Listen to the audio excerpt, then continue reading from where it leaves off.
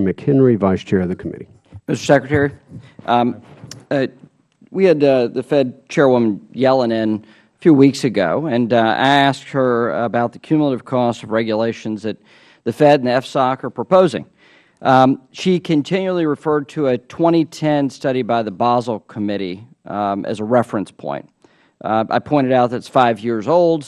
I would remind, obviously, and long before we, fully implemented or it got this far in the process of new regulations. As Chair of the FSOC, has there been a study done on the cumulative cost Congressman, I'm not sure what constitutes a study, but I think that the regulators are attentive to the cumulative impact of the steps that they're taking. Attentive, but is there some point of reference for the cumulative cost of these new regulations? I mean, each one, for example, that requires— You can say no. It's okay. I mean, I'm just trying to get a straightforward answer. I'm happy to answer the question. I'm trying to.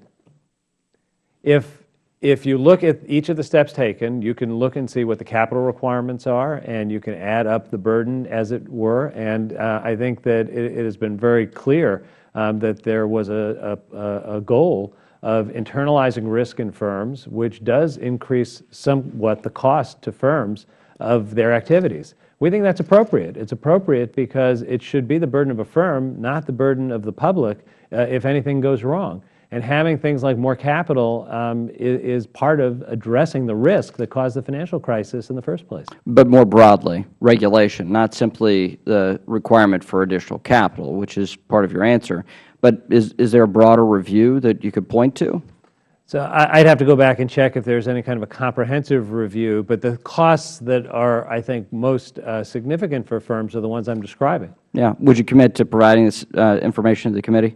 I'm happy to go back and look at what we have. Sure. Thank you. So back in June, you testified before this committee that it was premature, in your words, to evaluate the effects of government regulation on market-making activities, Volcker, basically, which is in some regards caused liquidity to vanish in certain marketplaces. So is that still your view, that it's still too premature? Well, I think as a practical matter, Volcker is not in effect. So one is asking what have firms done in anticipation, not in compliance or because of requirement.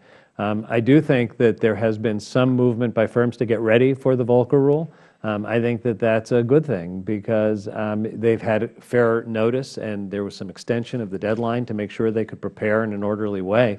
And if we're saying to financial institutions that they should exit the proprietary trading business, to do it in an instant is not the right way to do it. So I think it's premature to evaluate what its full impact is, but I think it's a good thing that the industry is preparing for it. So we had pretty significant volatility on October 15th of last year in some government bonds. Did you follow that? I followed it, yes. Yes.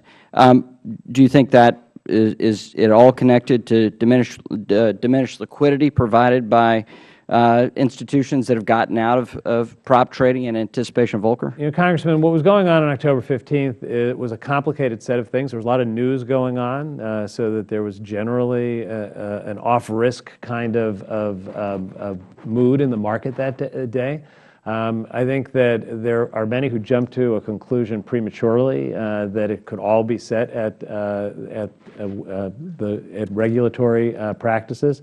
I don't think that there's no evidence that I've seen that suggests that that was the predominant factor. We're looking at this. Was it a factor, though? Well, look, there were many things going on, and you said there were many things going on, but do you think the Volcker requirements that firms in anticipation of Volcker have gotten out of this place, that some of the shock absorbers aren't there in the system? Look, I mean, that's a reasonable question. The evolution of the markets is being driven by a lot of factors at the same time. So I'm reluctant to attribute causality to any one thing. You have different players in the market, a different mix of where the velocity is coming from, many of whom are not covered by Volcker. So I think that this is something that requires a lot of analysis. We're doing it, and I'd be happy to share with you a more complete analysis when we complete it. So in many regards, I think FSOC is creating more problems by diminishing liquidity in the marketplace, which will create future problems potentially in the marketplace. Is that a concern to you as chairman of the FSOC? We are concerned about making sure that we maintain the most liquid markets in the world. I do think that it's a mistake to attribute to regulatory policy